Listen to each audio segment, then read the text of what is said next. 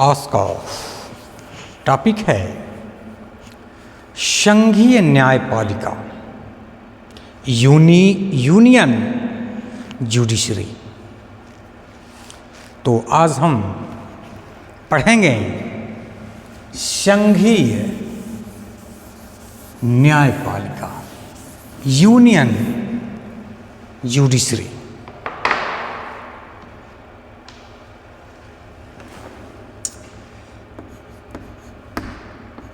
संघीय न्याय पालिका यूनियन जुडिशियरी। संघीय न्यायपालिका यूनियन जुडिशियरी। यूनियन जुडिशियरी संघीय न्यायपालिका। संघीय न्यायपालिका होते हुए भी भारत की न्यायपालिका एकीकृत है। संघीय शासन व्यवस्था है, लेकिन संघीय शासन व्यवस्था होते हुए भी भारत की न्यायपालिका एकीकृत है। यहाँ न्यायपालिका कैसी है?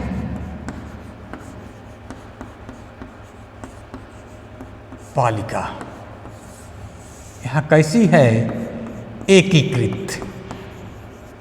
एकीकृत न्याय व्यवस्था भारत में है और पूरे देश के लिए एक ही सर्वोच्च न्यायालय है। सर्वोच्च न्यायालय एक है, सर्वोच्च न्यायालय। पूरे देश के लिए एक ही सर्वोच्च न्यायालय है। पूरे देश के लिए एक ही सर्वोच्च न्यायालय की व्यवस्था है। अब थोड़ा अमेरिका की तरफ चलें। अमेरिका में संघ व राज्यों के लिए अलग अलग न्याय प्रणाली है। अमेरिका में क्या है? अमेरिका में भी संघीय व्यवस्था है। वहाँ पर न्याय व्यवस्था संघ के लिए अलग है और राज्य के लिए अलग है। ठीक है? भारत में न्याय व्यवस्था एकीकृत व्यवस्था है। पूरे देश के लिए एक ही सर्वोच्च न्यायालय है, लेकिन अमेरिका में संघ और राज्यों के लिए अलग अलग व्यवस्था है, अलग अलग न्याय व्यवस्था है। यानी अमेरिका की भांति भारत में संघ और राज्यों के लिए अलग अलग न्याय प्रणाली नहीं है। अमेरिका की भांति भारत में संघ और राज्यों के लिए अलग अलग न्याय प्रणाली नहीं है। भारत में न्यायालय की यह एकल व्यवस्था कहाँ से लिया गया है? भारत में एकल व्यवस्था भारत शासन या भारत सरकार अधिनियम, यह एकल व्यवस्था भारत सरकार अधिनियम 1935। तो ये एकल व्यवस्था जो है भारत सरकार अधिनियम 1935 से ग्रहण किया गया है। अमेरिका में न्यायालय के द्वैध व्यवस्था है, एक केंद्र के लिए तथा दूसरा राज्य के लिए। भारत में क्या है? एकीकृत व्यवस्था है, तो अमेरिका में क्या है? द्वैध व्यवस्था है, एक संघ यानी केंद्र के लिए और दूसरा राज्य के लिए। अमेरिका में क्या है? द्वैध व्यवस्था है। द्वैध व्यवस्था अमेरिका में, भारत में एकीकृत व्यवस्था है। अब भारतीय न्याय प्रणाली है कैसी? भारतीय न्याय प्रणाली कैसी है? एक शंकु के समान है। भारत की न्याय व्यवस्था एक शंकु के समान है, शंकु के समान है। जैसे एक शंख होता है, शंख के समान है। मतलब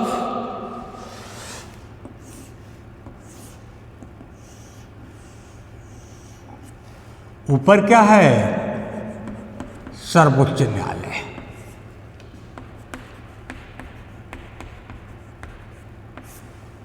बीच में क्या है? उच्च न्यायालय,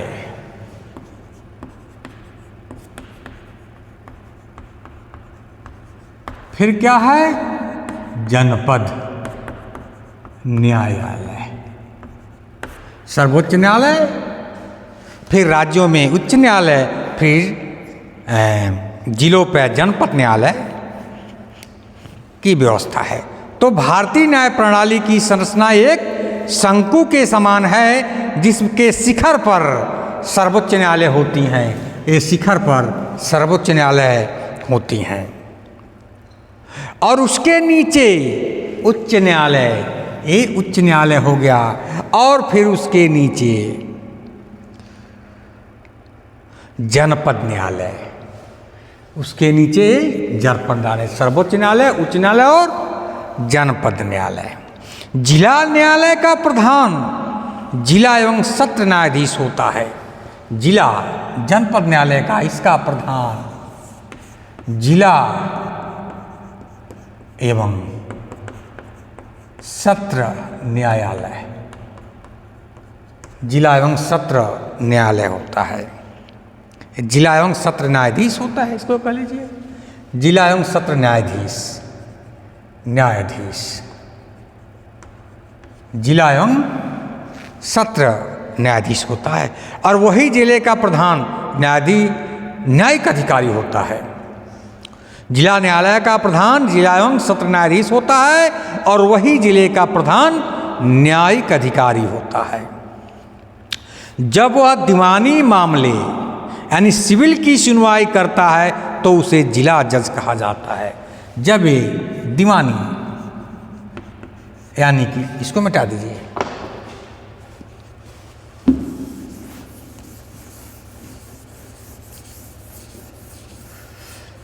जिला एवं सत्र न्यायालय न्यायाधीश लिखिए, जिला एवं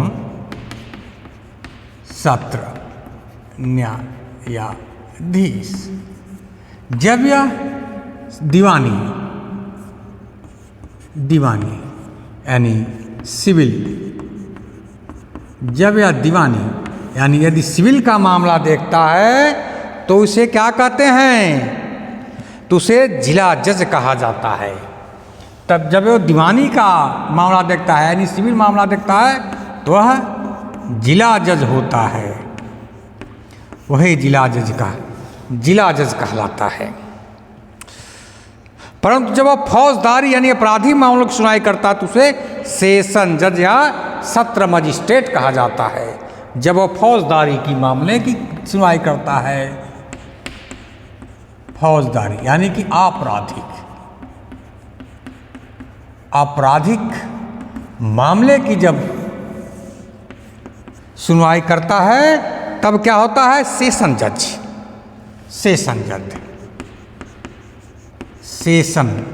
जज या सत्र न्यायाधीश, सेशन जज या सत्र मजिस्ट्रेट होता है। हो गया? तो जिला न्यायालय का प्रधान कौन होता है? जिला एवं सत्र न्यायाधीश होता है। वही जब जिले का प्रधान न्यायिक अधिकारी होता है, मतलब वही जो है जिले का न्यायिक अधिकारी होता है, जब वह दीवानी मामले यानी सिविल मामले की सुनवाई करता है तो उसे जिला जज कहा जाता है। परंतु जब वह फौजदारी यानी आपराधिक मामलों की सुनवाई करता है तो उसे सेशन जज या सत्र मजिस्ट्रेट कहा जाता है। जिला एवं सत्र न्यायाधीश के नीचे सिविल तथा आपराधिक मामलों की सुनवाई के लिए मुंसिफ मजिस्ट्रेट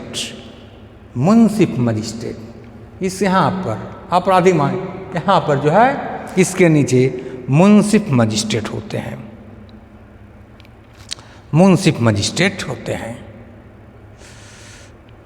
तथा न्यायिक मजिस्ट्रेट। सिविल तथा आपराधिक मामलों की सुनवाई के लिए मुंसिफ मजिस्ट्रेट, न्यायिक मजिस्ट्रेटों में मुख्य न्यायिक मजिस्ट्रेट यानी सीजीएम प्रमुख होते हैं। कुछ राज्यों में पंचायतों या पंचायत न्यायालयों का भी गठन किया जाता है, जिन्हें अलग अलग राज्यों में अलग अलग नामों से जाना जाता है। मैं इसको एक और बताना चाहूँगा ताकि स्पष्ट हो जाए। जिला एवं सत्र न्यायाधीश के नीचे सिविल तथा आपराधिक मामलों की सुनवाई के लिए मुंसिफ मजिस्ट्रेट, सिविल जज तथा न्यायिक मजिस्ट्रेट, जुडिशियल मजिस्ट्रेट होते हैं। सिविल तथा आपराधिक मामलों की सुनवाई के लिए क्रमशः मुंसिफ मजिस्ट्रेट, न्यायिक मजिस्ट्रेटों में मुख्य न्यायिक मजिस्ट्रेट सीजीएम प्रमुख होते हैं। अब है उच्चतम न्यायालय। उच्चतम न्यायालय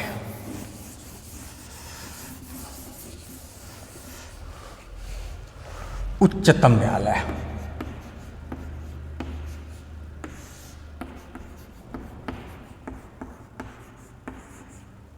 उच्चतम न्यायालय उच्चतम न्यायालय मतलब supreme court. Supreme court supreme court Bharat के उच्चतम न्यायालय का उद्घाटन 28 जनवरी 1950 को किया गया था। भारत में 28 जनवरी 1950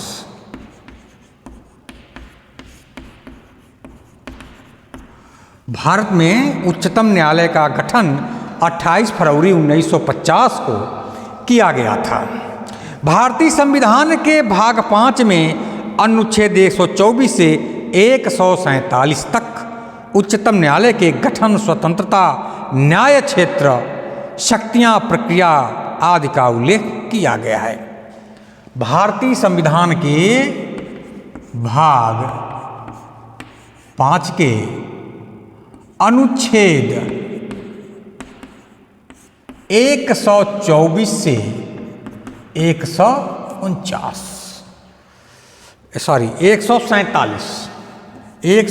से 147। तो भारतीय संविधान के भाग 5 अनुच्छेद 124 से 147 तक में उच्चतम न्यायालय के गठन, स्वतंत्रता, न्यायिक क्षेत्र, शक्तियां, प्रक्रिया आदि का उल्लेख किया गया है। अब उच्चतम न्यायालय का गठन कैसे होता है, हम इसके बारे में जानेंगे। उच्चतम न्यायालय का गठन। सर्वोच्च न्यायालय के गठन के बारे में प्रावधान अनुच्छेद 124 में इसका गठन, यह प्रावधान जो है अनुच्छेद 124 में किया गया है। सर्वोच्च न्यायालय के गठन का प्रावधान भारतीय संविधान के अनुच्छेद 124 में किया गया है। अनुच्छेद 124 1 के अनुसार, अनुच्छेद 124 1 के अनुसार भारत का एक उच्चतम न्यायालय होगा जो भारत के मुख्य न्यायमूर्ति और जब तक संसद विधि द्वारा अधिक संख्या विहित न करे तब तक 7 से अधिक अन्य न्यायाधीशों से मिलकर बनेगा। इस प्रकार संविधान के लागू होने समय सर्वोच्च न्यायालय के न्यायाधीशों की संख्या कितनी थी? 8 थी। तो इसमें न्यायाधीशों की संख्या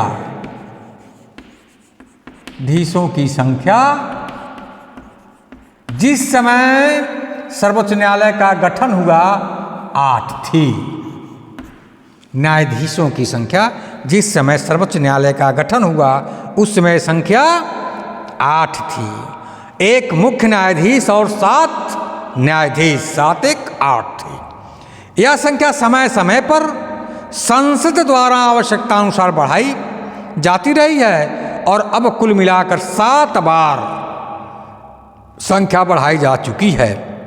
2019 में यह संख्या 2019 में सर्वोच्च न्यायालय में न्यायाधीशों की संख्या 31 से बढ़ाकर 34 कर दी गई। 31 से बढ़ा करके 34 कर दी गई है, जिसमें एक मुख्य न्यायाधीश और 35 जो है एक मुख्य न्यायाधीश और शेष जो है 7 जो है शेष 33 जो है न्यायाधीश की संख्या है। एक 34 जिसमें जो है एक मुख्य न्यायाधीश और 7 न्यायाधीश है। अब कब जैसे 1956 में 1950 में कितने न्यायाधीश थे?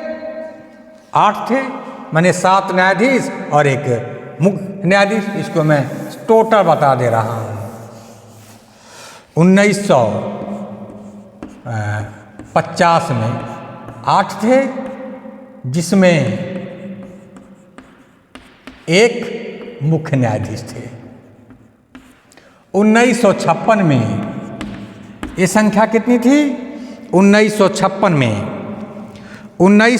में यह संख्या 10 निश्चित की गई।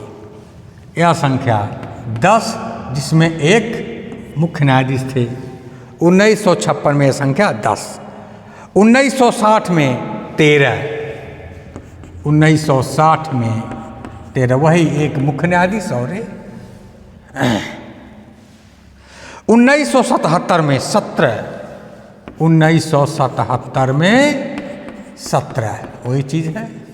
और 1986 में 25, 1986 में 25, 1986 में 25 और 2008 में 30, 2008 में 30 वही चीज़ है। और 2008 में 30 और 2019 में 33 से 34, ये 34 है। ठीक है, ये 11 हो जाएगा, 14 हो जाएगा, 18, 26 और ये 31।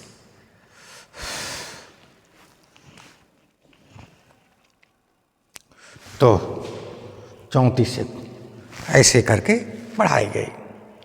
अब न्यायाधीशों की नियुक्ति कैसे होती है, इसको बारे में जाना जाए।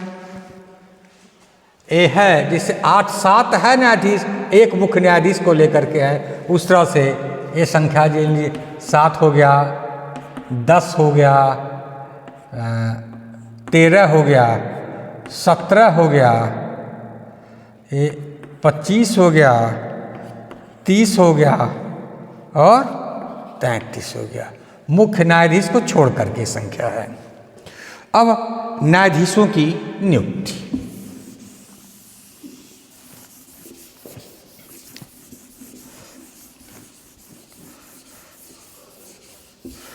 न्यायाधीशों की नियुक्ति। न्यायाधीशों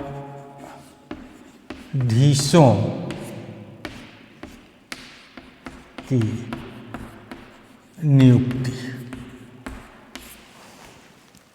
अब न्यायाधीशों की नियुक्ति उच्चतम न्यायालय में या उच्चतम न्यायालय के न्यायाधीशों की नियुक्ति राष्ट्रपति करता है। न्यायाधीशों की नियुक्ति कौन करता है? राष्ट्रपति करता है। कौन करता है? राष्ट्रपति करता है। मुख्य न्यायाधीश की नियुक्ति राष्ट्रपति अन्य न्यायाधीशों एवं उच्च न्यायालयों के न्यायाधीशों की सलाह के बाद करता है। इसी तरह न्यायाधीशों की नियुक्ति भी होती है। मुख्य न्यायाधीश के अतिरिक्त अन्य न्यायाधीशों की नियुक्ति में मुख्य न्यायाधीश का परामर्श आवश्यक है। अब यहाँ परामर्श एक शब्द दिया गया है, जिस पे काफ़ी विवाद हुआ है, कई चर्चाएं हुए हैं, परामर्श। अब परामर्श क्या है, इसके बारे में जाने। परामर्श, परामर्श शब्द की उच्चतम न्यायालय द्वारा भिन्न व्याख्याएं दी हैं। पहली व्याख्या क्या है, न्यायालय ने प्रथम व्याख्या क्या दिया था, उसको देखिए। प्रथम व्याख्या, न्यायाधीश मामले 1982 में,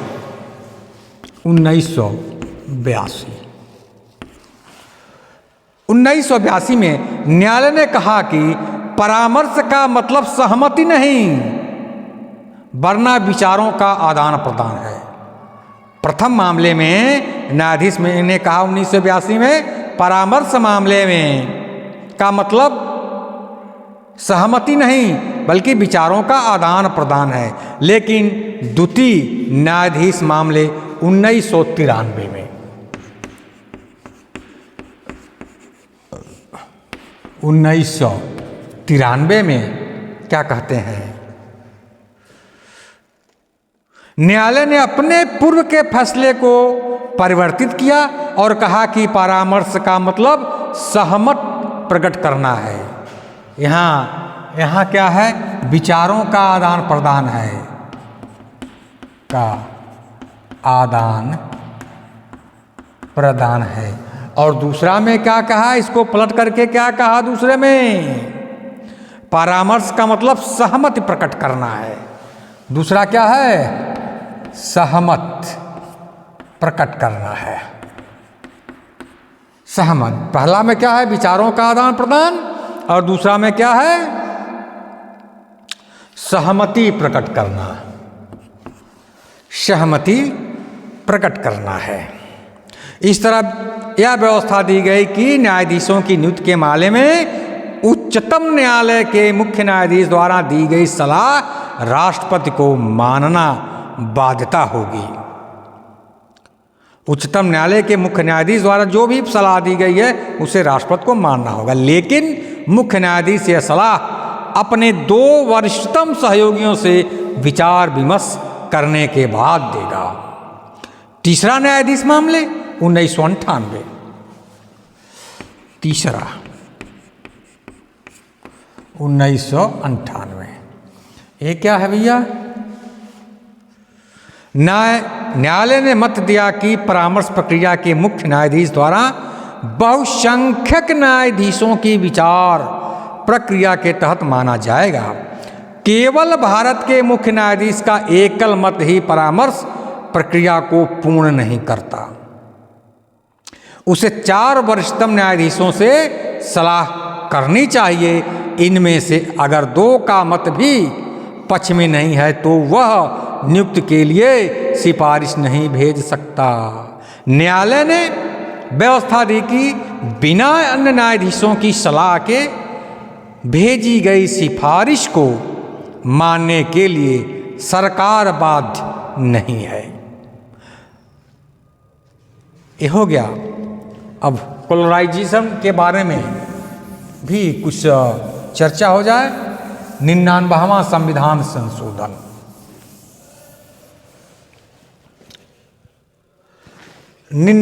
संविधान संशोधन, 99वां संविधान संशोधन, 99वां संविधान संशोधन अधिनियम 2014। कब हुआ था ये? 2014 में हुआ था। 99वां संविधान संशोधन अधिनियम 2014 तथा न्यायिक नियुक्त आयोग अधिनियम 2014। न्यायिक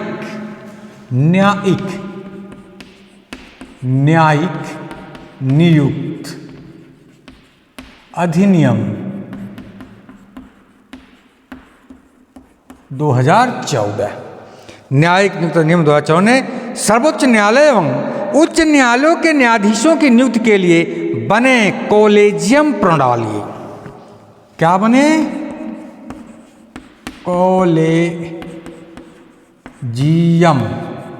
कॉलेजियम प्रणाली, कॉलेजियम प्रणाली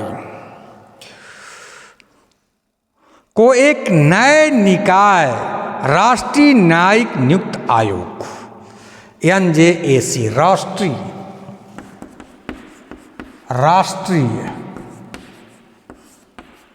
न्यायिक नियुक्त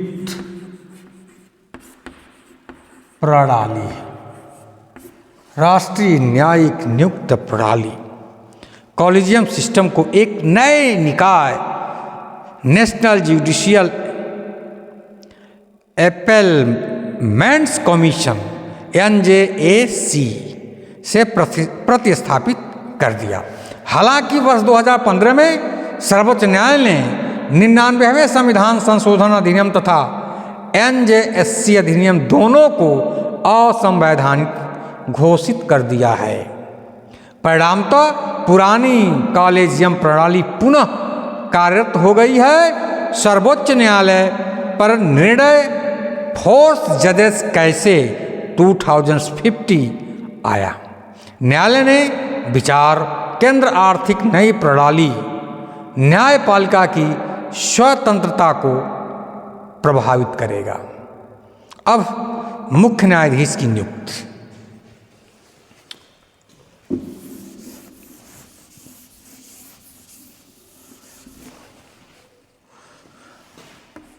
मुख्य न्यायाधीश की नियुक्ति। मुख्य न्यायाधीश की नियुक्ति 1950 से 1973 तक व्यवहार में यह था कि उच्चतम न्यायालय में वरिष्ठतम न्यायाधीश को बतौर मुख्य न्यायाधीश नियुक्त किया जाता था। 1950 से 1973 तक क्या था, वरिष्ठतम न्यायाधीश को ही मुख्य न्यायाधीश नियुक्त किया जाता था। इसी व्यवस्था का 1973 में तब हनन हुआ जब A.N. राय को 1973 में A.N.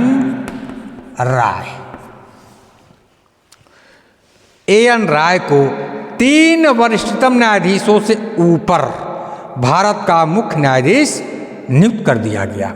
फिर दोबारा 1977 में M.U. बेग, 1977 में M.U.